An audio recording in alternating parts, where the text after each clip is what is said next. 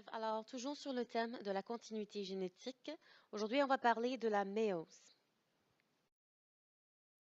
Voici notre résultat d'apprentissage. Premièrement, on va comprendre le processus et le résultat de la méiose et on va passer à travers les différentes étapes de la méiose. Comme vous le savez, la reproduction nécessite l'union de deux cellules pour former ce qu'on appelle un zygote. Un zygote est la première cellule formée à partir de l'union d'un sperme et d'un ovule. Ce zygote possède les chromosomes des deux parents plutôt que d'une cellule somatique, ça veut dire une cellule non sexuelle normale. Alors, c'est quoi la méiose? La méiose est un processus particulier de division cellulaire. Ça prend lieu seulement dans les organes reproductifs, mâles et femelles, et ça produit les cellules reproductrices qu'on appelle les gamètes. Les gamètes sont les spermes et l'ovule. Ces gamètes sont haploïdes.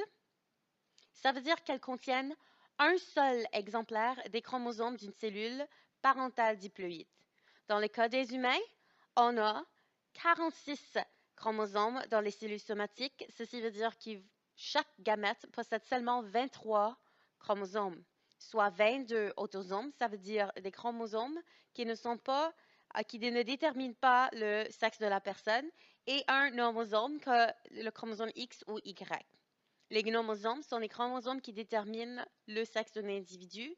Dans le cas d'une femelle, il y a 2 X, et dans le cas d'un mâle, il y a un X et un Y. Les étapes de la méiose sont très similaires aux étapes de la mitose dont vous êtes familier avec. Sauf que dans le cas de la méiose, il y a deux séries de ces étapes, soit la méiose de première division et la méiose de seconde division. Commençons avec l'interface. Dans l'interface, les chromosomes se répliquent. À ce point-ci, ils ne sont pas très denses et donc sont très difficiles à voir sous le microscope. Après la réplication, chaque chromosome se compose d'une paire de ce qu'on appelle les chromatides sœurs, qui sont identiques et qui sont reliées par le centromère. Afin de clarifier certains vocabulaires, on a ici devant nous l'image de deux différents chromosomes. On appelle chromosome un bras avant la réplication. Après la réplication, deux bras attachés ensemble se nomment un chromosome. C'est constitué de deux chromatides sœurs attachées ensemble par un centromère. La première phase de la méiose, c'est la prophase. Durant la prophase 1, les chromosomes homologues s'associent pour former des paires homologues. Donc, on va avoir 4 chromatides sœurs. On appelle ça donc un tétrade. Donc, la prophase 1, c'est vraiment l'alignement des tétrades. D'où vient chaque paire de ces chromosomes? Bien, ça vient de chaque parent. Un vient de l'ovule et l'autre vient du sperme. En gros, voici les 4 choses importantes qui arrivent durant la prophase 1. Donc, premièrement, les chromosomes deviennent plus denses et sont beaucoup plus faciles à voir sous le microscope à cet état. Deuxièmement, la membrane nucléaire disparaît. Ceci est important pour séparer le matériel génétique. Troisièmement, les centrioses se dirigent vers les deux pôles de la cellule afin de séparer les chromosomes. Et finalement, les chromosomes homologues commencent à s'aligner. L'enjambement a lieu durant la prophase 1. Alors, voici, on a un chromosome qui vient de la mère, un chromosome qui vient du père. Les deux s'alignent ensemble. Ce sont des chromosomes homologues parce que c'est le même chromosome. Donc, disons, ça c'est le chromosome 1 de la mère, bien ça va être le chromosome 1 du père. Si ça c'est chromosome 18 de la mère, ça va être chromosome 18 du père. Donc, les paires homologues, ça veut dire le même chromosome, venant de chaque source, s'alignent ensemble. Et comme vous pouvez voir, on a 4 bras. Donc, on appelle ça tétrade, étant donné que chaque chromosome parental comprend 2 chromatides sœurs. Donc, au cours de l'appairement, ces chromosomes font quelque chose qu'on appelle l'enjambement. Les chromatides qui ne sont pas les chromatides sœurs échangent les gènes. Ceci est très important pour la recombinaison de matériel génétique et ça contribue à la diversité génétique, ce qui donne un grand avantage aux individus. Alors, c'est quoi ça, l'enjambement? Bon, on a un échange qui a lieu entre les chromosomes maternels et les chromosomes paternels, de façon à ce que, à la fin de l'enjambement, il y a le chromosome maternel qui contient des bouts du chromosome paternel ou vice-versa. Après l'enjambement, On peut voir ici, sous la lumière polarisée, comment les chromosomes commencent à s'aligner durant la prophase 1 de la méiose. Les paires homologues se trouvent. Les voici, les paires de chromosomes homologues. Plusieurs réfèrent à l'enjambement comme étant la danse des chromosomes. Ce qui va arriver, c'est que certains allèles du chromosome maternel et du chromosome paternel, donc certains morceaux de gènes, vont s'échanger. Comme ça, les enfants qui reçoivent le chromosome, un de ces deux chromosomes-là, vont aussi avoir certains gènes de l'autre parent. après la prophase 1, on a la métaphase 1. Durant la métaphase, on a les fibres fusoriales qui viennent se lier au centromère ou à la ceinture qui attache les chromosomes, les chromatides sœurs ensemble de chaque chromosome. Les chromosomes homologues d'une même tétrade sont chacune attachées à une fibre fusoriale qui vient d'un chaque pôle de la cellule, du pôle opposé. Et les fibres fusoriales vont commencer à tirer sur les tétrades pour séparer les chromosomes homologues. Durant la mitose, les chromosomes forment une seule lignée. Ici, par contre, on a une paire de chromosomes homologues. Chaque chromosome vient de la mère ou du père.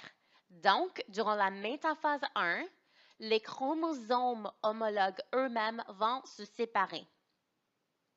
Et ils ne sont pas tous du même côté. Ils sont mélangés au hasard. On appelle ça la ségrégation indépendante. Le fait que dans une cellule où les chromosomes vont maintenant se séparer, il y a d'un côté un mélange aléatoire de chromosomes venant de la mère et de chromosomes venant du père. Donc, cette séparation aléatoire s'appelle la ségrégation indépendante. Cette ségrégation ou assortiment indépendant est très important pour la variation génétique. Si une cellule diploïde peut produire 2 fois n gamètes génétiquement distincts, où n est le nombre de paires de chromosomes, dans le cas des humains, ceci est 23. Donc, chaque humain peut produire 2 exposons 23 ou 8 388 608 gamètes qui sont génétiquement distincts à cause de l'assortiment indépendant. Donc, regardons l'exemple ici devant nous. Si ça, c'est le gamète du père et ça, c'est le gamète maternel, une fois que les deux se combinent, on a un mélange de gènes qui vient de la mère et du père. Mais étant donné que la séparation est très indépendante, donc chaque chromosome s'en va dans une cellule différente, puis de façon très aléatoire, voici toutes les possibilités qu'on peut avoir. 3 chromosomes maternels, 2 maternels, 1 paternel, etc., etc. Donc, de cette façon-là, étant donné qu'on n'a pas juste 3 chromosomes, mais on en a 23, ça, c'est le nombre de gamètes génétiquement distincts qui durant l'anaphase 1, les paires homologues de chaque tétrade se séparent et migrent vers 2 différents pôles de la cellule à cause des fibres fusoriales qui les étirent. Le centromère ne se divise pas encore et les chromatides sœurs restent encore attachés ensemble. Ils vont se séparer durant la méiose 2. Durant la télophase, voici les choses importantes qui arrivent. Les chromosomes homologues maintenant commencent à devenir plus minces. Les fibres fusoriales disparaissent. Le cytoplasme se divise durant la cytokinèse qui suit la télophase. Ensuite, on a une nouvelle membrane nucléaire qui apparaît. Ceci forme 2 cellules qui sont très différentes.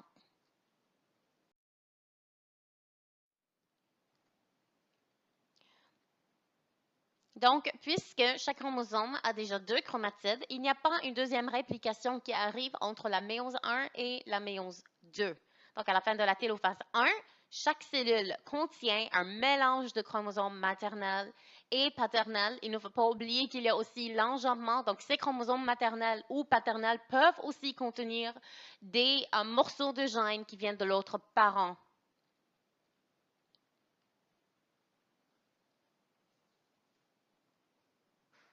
Ce diagramme montre un résumé de ce qui arrive durant la méiose. Comme vous pouvez voir, avant la division, on commence avec une paire de chromosomes homologues. Comme vous pouvez voir, avant la division, on commence avec une paire de chromosomes homologues. On a une cellule parentale diploïde, ça veut dire qu'elle contient 2 copies du matériel génétique. Durant l'interphase, on a la réplication de l'ADN. Alors, une paire de chromosomes homologues devient répliquée. On peut voir qu'on a les 2 chromatides sœurs et qu'on a le centromère qui lie ces chromatides sœurs ensemble.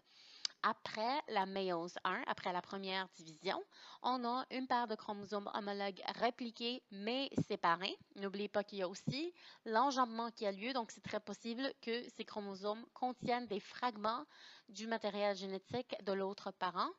Et finalement, après la méiose 2, on a les chromatides sœurs qui se séparent. Le résultat final de la méiose est 4 cellules filles haploïdes, ça veut dire qu'ils contiennent chacune la moitié du matériel génétique. Pourquoi est-ce qu'on veut qu'elle ait la moitié du matériel génétique? Parce qu'éventuellement, ces gamètes, n'oubliez pas que la méiose arrive seulement dans les gamètes, donc les cellules sexuelles, le sperme et l'ovule. À un moment donné, ces gamètes-là vont fusionner avec notre gamète. Donc, ils ont besoin d'avoir chacun la moitié du matériel génétique pour que le résultat final soit...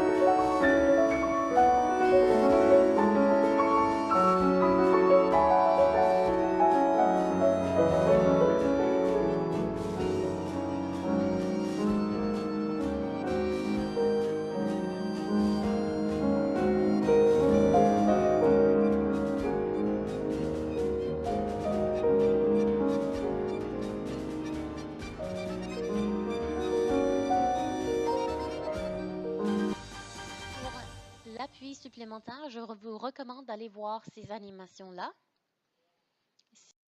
Sur ce, je vous souhaite une bonne pratique.